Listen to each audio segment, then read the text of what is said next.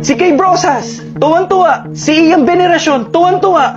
Nagsalita na ang isa sa LGBTQIA+ member na si Tal Brosas, anak ng komedyanteng si Kay Brosas, matapos umano silang pahiyain at pangalanan sa buong bansa ni Alvin Aragon bilang masasamang nilalang dahil sa pagiging tomboy ni Crystal, na ayon kay Alvin ay ihinatuwa pa umano ng ina nitong si Kay dahil sa pagsuporta sa anak.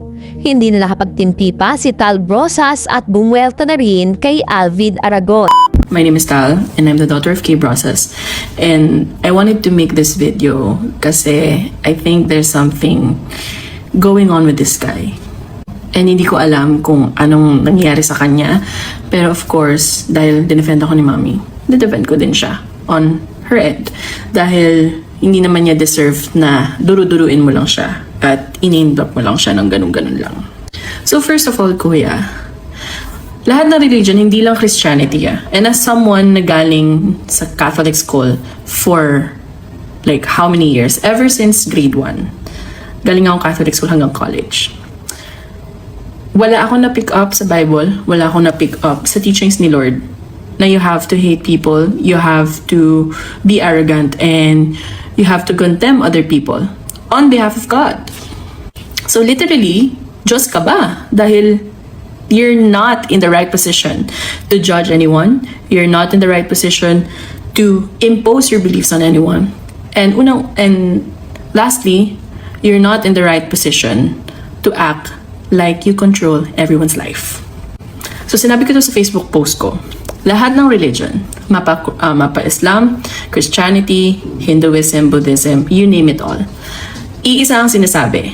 And lahat ito, ipapakita ko yan. Examples lang yan from Quran, from the Bible, and from the teachings of various religions. Lahat sila iisa na sinasabi, kuya. Lahat sila sinasabi nila na hindi tama ang maging mayabang, hindi tama na magpaka-morally superior ka, hindi tama na nangihate ka ng kapwa mong tao dito sa mundo. So, kung ang lahat ng religion ay ganun ang sinasabi, who are you to judge? Who are you to go to these interviews, imposing your beliefs, telling other people na, ganito ako, ganyan ako eh. Just to prove that, you're a good man? I don't think so. And ang ironic pa doon is, I'm actually agnostic, so wala akong pakialam kung anong sasabihin mo. Kasi unang-una, hindi naman ako Christian. Hindi na ako practicing. So, unang-una, if someone has a different belief, someone has different values, or someone has a different religion from you, you don't impose anything. You just share with them yung teachings ni Lord. You just share them what's the good in the Bible. But you never impose your beliefs in them. Because, again, iba-iba tayo ng opinion. Iba-iba tayo ng kinalakihan at iba-iba tayo ng mga gusto sa buhay. At huwag natin pakialaman yun. And ang nakakatawa dun kasi is you're acting so overly religious, but you're not being Christ-like. You're not displaying attributes of Jesus Christ. And hindi ko magets bakit ka gumagawa na itong mga interviews na to and all. But if this is your way to spread the word of God, to spread Christianity, and to convert maybe people, you're doing the wrong thing. Because yung ginagawa mo is actually the absolute opposite ng tinuturo ni Lord. And I'm freaking sure that the Lord doesn't like what you're doing. And that makes you a hypocrite. And being a hypocrite, that means that you don't practice what you preach. You're saying the right things, but you're not applying it to yourself.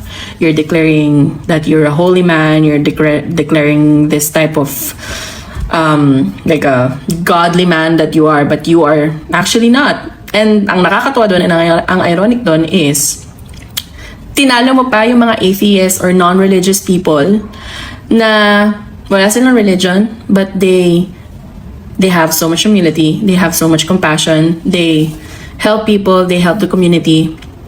But nakakatawa kasi yun pa nga ang Christ-like attitude, diba? Attributes, they say. But ikaw na overly religious, wala ka ng mga nun. Ikaw nga yung overly religious. Yung mga ibang religion, mga walang religion, they have that Christ like attitude but wala ka. Doesn't make sense, right? So madaling salita, yung religion ay iba ang epekto sa'yo. Parang ang epekto sa'yo ay hindi maganda. Dahil hindi ko nakikitang maganda yung effect niya sa'yo dahil iba yung pag-interpret mo. Because it has to humble you. Religion makes you humble. You know, it makes you grounded. It teaches you a lot of things. And even not just Christianity, I also read the Quran, I also read the Bible.